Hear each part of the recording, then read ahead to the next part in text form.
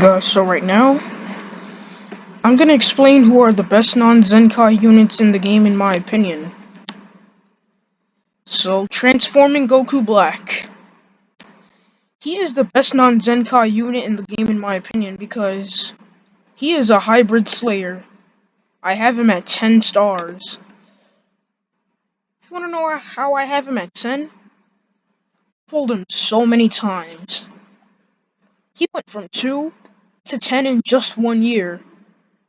I've played Legends after the second year anniversary. So yes, this is number one of the best non-Zenkai units. And LF Perfect Cell, let's talk about him. He is also the best non-Zenkai unit in the game in my opinion.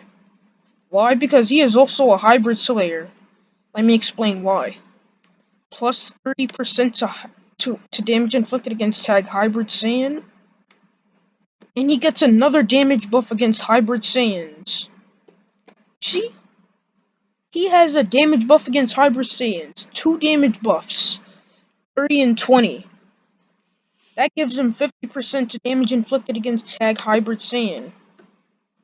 At this point, we need more Hybrid Saiyans, Hybrid Slayers in this current meta, because some LF units are Hybrid Slayers, and some units are Hybrid Slayers as well.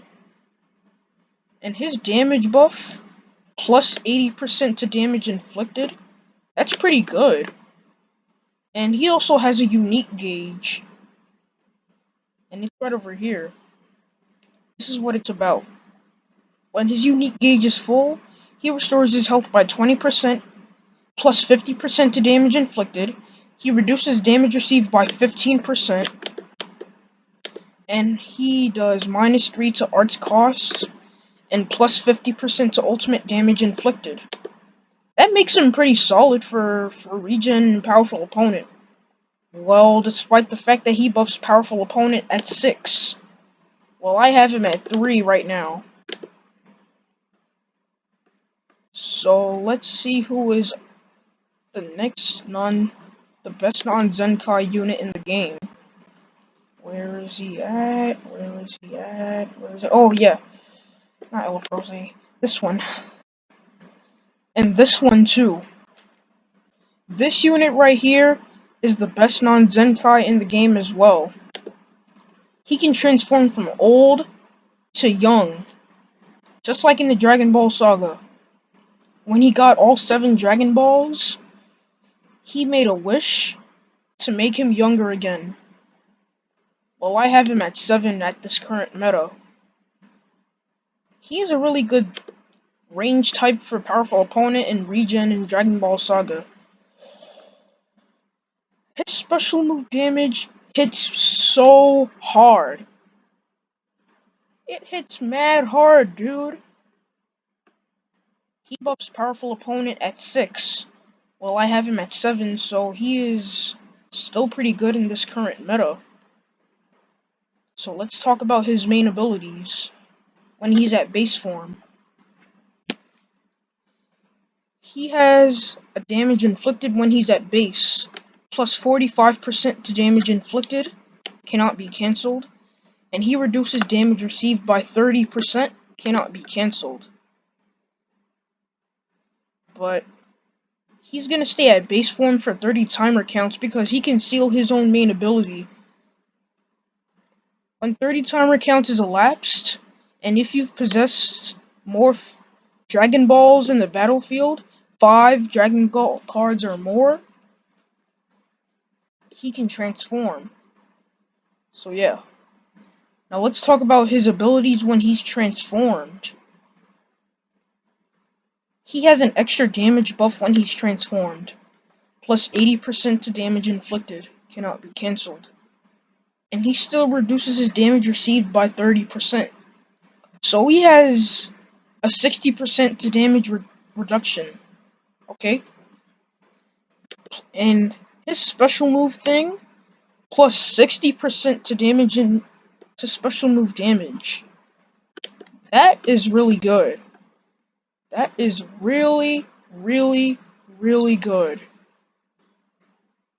Now let's talk about who was the next non-Zenkai unit. And this one right here. Revival Gohan. My friend on Discord is named Gohan, and his favorite unit in the game is this unit right here. He's a revival unit. But if you have anti-revival units in the game, for example, LF Grade 8 Vegeta, LF Cell, LF Evolution Vegeta, Super Saiyan 4 Gogeta, Goku and Vegeta, and Sword of Hope Trunks, they're all anti-revival units. Revival Gohan is done for because they have really good anti-revival abilities. The best anti-revival units in the game, in my opinion, are Grade 8 Vegeta and LF Cell. Because LF Cell's anti-revival ability is so good. He reduces his opponent's ki by 100, and he gives them the attribute downgrade, minus 150 to ki recovery. Bruh, they can't even charge their ki back to 100 because they have that attribute downgrade inflicted. That makes their ki stay at 0. That makes him a pretty good anti-revival unit. So yeah, this is how he looks like when he's revived. I wish I had this revival unit in the game, I'm not gonna lie. And his special move damage buffs are pretty good. If you have 4 cards in the battlefield, plus 130% to damage inflicted. That is really good. But if you have 3 cards in the battlefield, plus 100% to damage inflicted. If you have 2 cards in the battlefield, plus 80% to special move damage inflicted. If you have only 1 card, plus 50% to special move damage inflicted. And he has a damage buff against powerful opponent. That makes him pretty good. Like, seriously. He is the best non-Zenkai unit in the game actually 5 months later. Now, who is the other best non-Zenkai units? Gogeta Blue. At this point, this man right here needs his own platinum equipment. I have him at 6 stars, and he buffs Fusion Warrior at that star amount. And he also has a damage buff against the tag powerful opponents. That makes him pretty good. Now let's move on to a different banner and see who is also the best non-Zenkai units. Where is he at? Where is this unit at? He should be down here or something.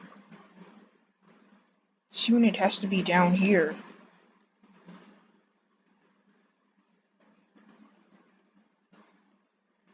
Where is this unit at?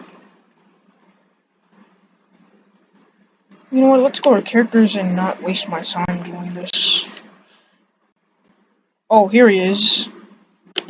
God of Destruction Topo. He is also the best non-Zenkai unit in the game. Gorish has him at 14, and he is pretty good. If you have him, you can make a Universal Survival Saga team and put him on that team. And his damage buffs against ultimates, his cards, when he has ultimates, the number of ultimate damage inflicted when he has 1 card or more. If you have 1 card, you can have plus 30% to ultimate damage inflicted. If you have 2 cards, you can have plus 50% to ultimate damage inflicted. If you have 3 cards, it's plus 75 to ultimate damage inflicted. If you have 4 cards, plus 100% to ultimate damage inflicted. That makes him pretty good. Like, seriously. If you have some Zenkai God Key units, you can probably Zenkai buff this man. That'll make him even stronger than before. Now let's find... Oh, here you are. Now let's end this video with this. So let's talk about purple hits. He's from the Future Trunks saga, but isn't he from uh the God of Destruction Champa saga, or maybe a different Dragon Ball Super saga, but I don't know. So yeah, I have him at 6 stars. My friend Eli has him at 14. I'm like, what the heck? This man literally has him maxed out. But okay. But when you click his main ability, his ultimate card art name is called Time Release Assassinates. And he can nullify cover change. Like, a lot of units in the game have cover changes, and he can nullify all of that. And he also nullifies endurance. Like, basically, when I face a unit that has endurance, hit, I don't have to worry about him because hit nullifies all of that throughout the entire battle. Let's talk about his main abilities. Plus 60% to damage inflicted. That's pretty good. Plus 100% to special move damage inflicted. That is pretty good. But let's talk about his green card. He can increase his own critical rate for 20 timer counts. Plus 30% to own critical rates. And plus 20 to own critical damage inflicted. If you have more green cards, he can do more critical hits throughout the entire battles. And his blue card, it deals massive pierce damage. When you click it, he restores his own vanish gauge by 60%. And he inflicts the enemy with the attribute downgrade minus 100 to health restoration for 15 timer counts. When the opponent pops its main ability and it heals, their health won't even be healed back up. They'll have 0% to healing. Alright, so that's all. Peace.